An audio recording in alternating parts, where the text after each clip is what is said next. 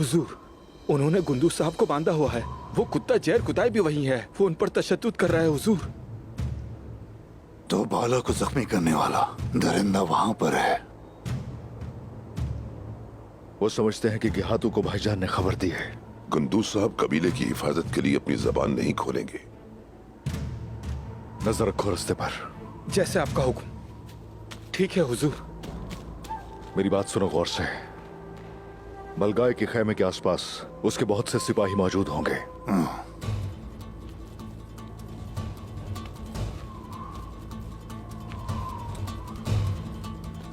उनके अलावा कुछ सिपाही गश्त पे होंगे।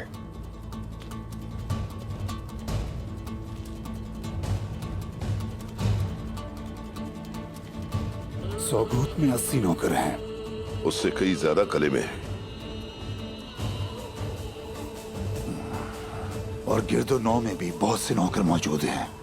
बिजली की तरह हम उन पे हमलावर हो जाएंगे।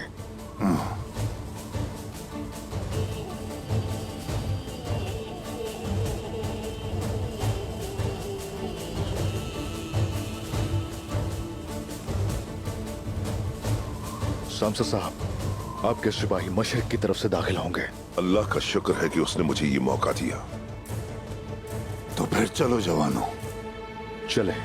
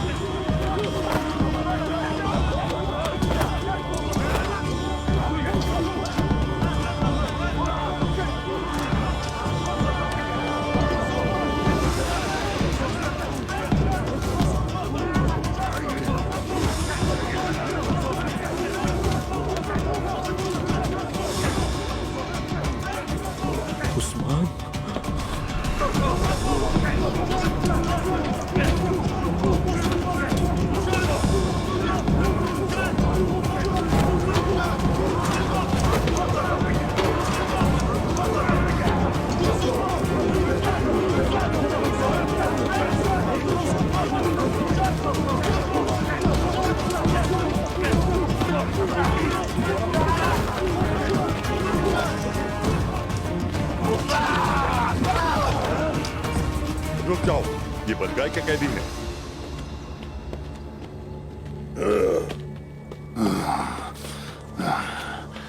उस्मान, तुमने ये क्या किया मेरे भाई? समझदारी से फैसला करना चाहिए था तुम्हें उस्मान। तुम यहां कैसे आ गए? भाईजान, ठीक तो है ना? ठीक तो है ना आप? तुम्हारे यहां आने से पहले मुझे उम्मीद थी।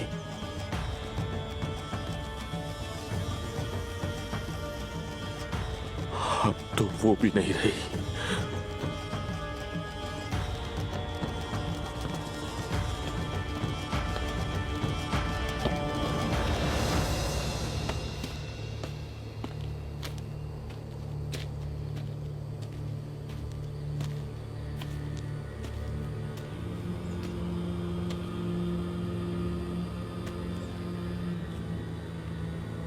समसा चाउश,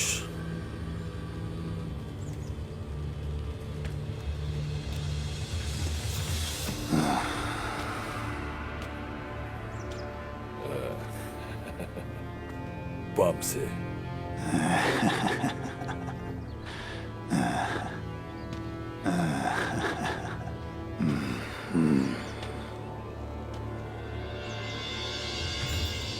ओस्मान,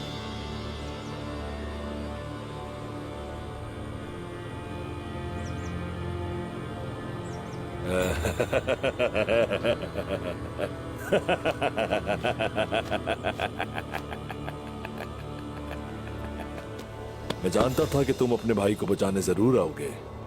इस बेवकूफी की तवक्को नहीं थी तुमसे। ये लफ्ज जचते नहीं है तुम्हारी जुबान से। सिर्फ औरतों और बंधे हुए सिपाहियों पर ही तुम्हारी बहादुरी चलती है बस। बाला खातून मेरे हाथों से निकल गई, लेकिन तुम नहीं निकलोगे। अपने बड़े भाई के साथ तुम भी मरोगे। तुम अपने कदमों पे चलकर बालगाय के जहन्नम में आ गए।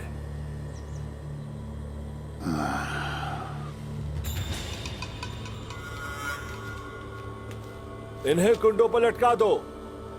जब तक इनका गोश्त फट नहीं जाता ये लटके रहेंगे। जब बालगाय वापस आएगा तो हम मशरूब की दावत उड़ाएंगे।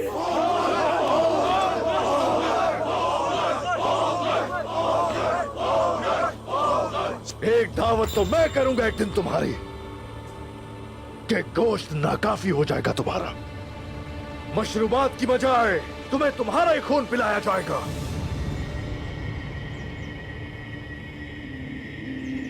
सबसे पहले उस्मान को लटकाओ।